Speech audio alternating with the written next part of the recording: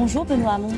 Bonjour Caroline. Nous allons reparler du revenu universel, mais d'abord un mot. Le déconfinement est menacé car l'épidémie reflue moins vite que prévu. Est-ce que vous imaginez, vous, une mesure qui empêcherait les Français de se réunir librement à Noël? Est-ce qu'il y aurait une acceptabilité de cette mesure, une mesure comme celle-ci?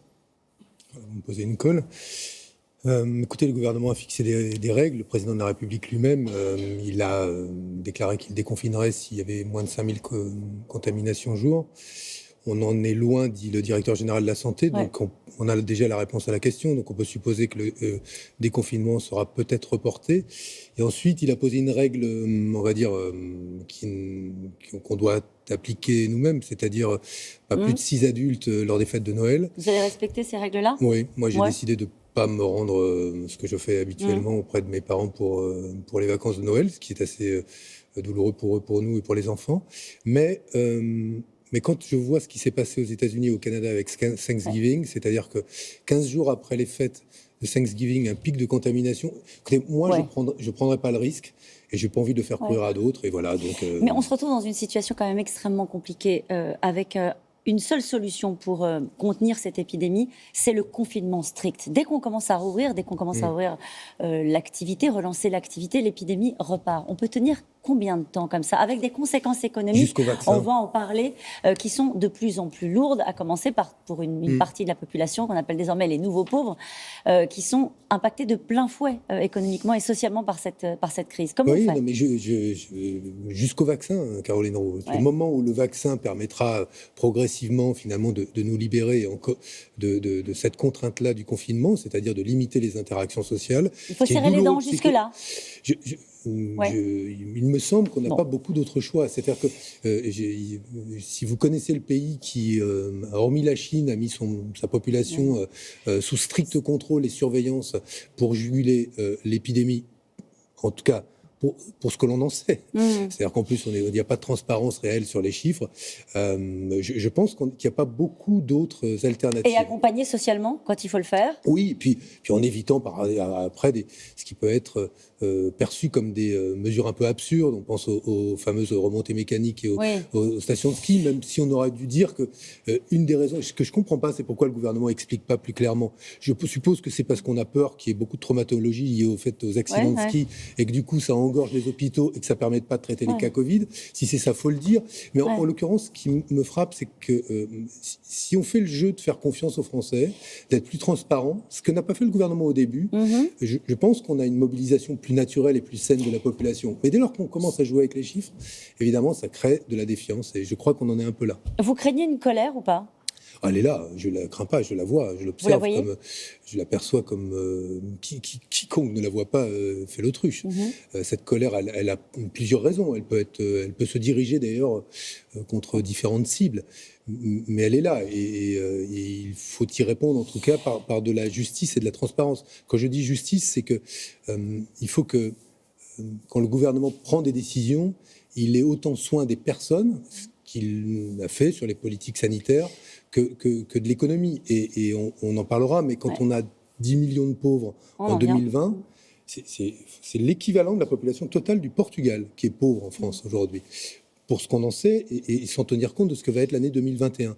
Ce sont de nouvelles familles qui basculent dans la pauvreté, dans le fait de ne plus pouvoir nourrir correctement leurs enfants, dans le fait d'arbitrer entre le fait de se soigner et de manger. On est dans une situation assez tragique, et vis-à-vis de laquelle la mesure de 150 € supplémentaires qu'a pris le gouvernement ne suffira pas. Il faut à l'évidence la pérenniser. Non, mais il faut la pérenniser déjà. Le RSA socle, pour qu'on l'ait en tête, c'est 550 €. C'est en dessous du seuil de pauvreté. Donc déjà en soi, ce qu'on donne au minimum ne permet pas à quelqu'un de vivre décemment. Et on en vient au revenu universel. Je le disais, vous revenez avec un livre, vous défendez de nouveau le revenu universel. En quoi ce serait une solution à cette situation qu'on est en train de vivre ? Spontanément, je vais vous dire que déjà, vous auriez, à côté de votre salaire, ou si vous ne gagnez rien du tout, à côté de votre retraite, de quoi pouvoir vivre décemment. Ce qui est fondamental dans une société. Entre 750 et 1000 euros. Oui, mais l'idée, elle est donc que cette somme vienne compléter ce que vous gagnez. Le principe philosophique, il est assez simple. Oui, quel que soit le salaire, mais je vais en poser le principe philosophique. Parce qu'on se dit, mais pourquoi est-ce que j'aurais de l'argent parce que je n'ai pas d'emploi ? Oui. Et quand je vous pose la question, avez-vous un travail, Caroline Roux, vous allez me répondre, en fait, est-ce que j'ai un emploi ?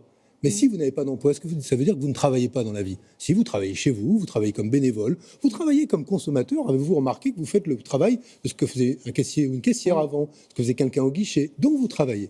Première chose, le travail, ça n'est pas que l'emploi. Puis il y a une deuxième idée que moi je développe dans mon livre, et je me réjouis de voir que le raisonnement d'ailleurs du pape dans son dernier livre est assez identique. Parce que vous êtes soutenu par le pape. Non, je ne suis pas soutenu par le pape. D'ailleurs. Non, oui, je lui ai envoyé mon livre, mais ce n'est pas lui qui me soutient. Lui, il défend une belle idée, et je ne suis pas le seul, je me réjouis. Mais son idée est assez simple, et je la reprends aussi dans mon livre, c'est que quand on est-ce qu'on est pauvre? Non, on est d'abord riche de tout l'héritage collectif, c'est-à-dire le génie de l'humanité qui nous a précédés. Et il y a un principe qui voudrait, je pense, que l'on répartisse à fractions égales ce génie-là, c'est-à-dire cet héritage-là collectif, qui nous permettra en France, quand on le chiffre, déjà de financer un revenu universel de 5 à 600 euros. Rien ne justifie aujourd'hui, dans nos sociétés, que la somme du génie et du travail de ceux qui nous ont précédés soit accaparée par quelques-uns. Eh bien, au nom de ce principe, on pourrait avoir, philosophiquement, la justification du revenu universel, et financièrement, je vais vous dire, c'est une marge de 500 milliards d'euros, le revenu universel. Quand on a 120% de dette. Oui. Savez-vous quel est le patrimoine des Français? Allez-y. 11 000 milliards d'euros. C'est là où il y a les plus grandes inégalités, d'ailleurs. Donc, si vous rapportez ça l'un à l'autre, vous vous dites, finalement, les ordres de grandeur ne sont pas si dingues que ça. Et je peux juste vous dire ma conviction, c'est le 50e anniversaire de la mort du général de Gaulle. Si lui, le général, les communistes, les socialistes, après-guerre, en 1945, s'étaient dit « Ouh là là, la sécurité sociale, dans 50 ans, ça va coûter 30% du PIB. Bah, il ne l'aurait pas fait. Bah, voilà. Alors, soit on se fixe un cap, parce qu'il y a aujourd'hui une métamorphose du travail, on le voit avec la machine omniprésente, la transition écologique qui est nécessaire. C'était pas une idée qui a apporté l'adhésion lors de la dernière présidentielle. Pourquoi cette fois-ci, ce serait dans l'air du temps? Pourquoi plus 5 ans après? Parce que la crise du Covid? Parce que nos vies changent, parce qu'on fait l'expérience que le travail ne se résume pas à l'emploi, parce qu'on découvre soudain la précarité, le fait qu'on va passer de plus en plus par des périodes où on a un emploi et où on n'en a pas, parce que des entreprises ont accéléré leur digitalisation pendant la crise et qu'on va découvrir que le travail que faisaient 3 personnes est fait désormais par un robot, et que tout ça s'est accéléré et qu'il faut donc penser la protection sociale, les conditions de vie des gens, non pas en fonction de la société telle qu'elle existait il y a 20 ans, mais de celle qui émerge sous nos yeux. Le gouvernement présente demain une loi contre le séparatisme qui s'appelle désormais loi pour conforter les principes républicains. Le mot islamisme n'apparaît pas, c'est ce qu'on apprend ce matin dans le Figaro, ça vous rassure? Non, attendez-moi, l'islamisme, quand c'est l'islamisme politique et radical, je le combats. Donc le sujet, c'est pas les mots, c'est qui cible-t-il, le gouvernement? À l'évidence, depuis des mois, il a confondu islam et islamisme, musulmans et terroristes. Il y a eu quand même beaucoup de confusion, et moi je le regrette profondément. Mais attaquons-nous, si on prend le mot séparatisme, à tous les séparatismes. Dans les séparatismes, qu'est-ce qui justifie aujourd'hui que dans la République, un fils d'ouvrier soit toujours ouvrier lui-même? C'est une forme de séparatisme? Ben oui, c'est de la reproduction sociale. Et les premiers à pratiquer le séparatisme, c'est le séparatisme scolaire, c'est les élites françaises qui, en dépit du fait qu'elles ne vivent pas dans les quartiers difficiles, scolarisent l'essentiel de leurs enfants dans les écoles privées. Pourquoi? Pourquoi refusent-elles, la mixité sociale pour leurs enfants? Ben voilà, moi j'aimerais que les élites soient un peu plus exemplaires. Voilà. Donc elle passe à côté de sa cible, cette loi sur le séparatisme? Non, mais moi c'est pas le même enjeu? Non, mais ce que je dis simplement, c'est que sur ces questions-là, on a besoin de concorde et pas de discorde. Et j'ai peur que ce texte, comme beaucoup d'autres textes qui ont été portés par ce gouvernement, explique que la République, c'est pour tout le monde, sauf un tout petit peu pour ceux qui sont de confession musulmane, qui auraient fait à faire plus d'efforts que d'autres. Les terroristes, ciblons-les, mais pas les musulmans.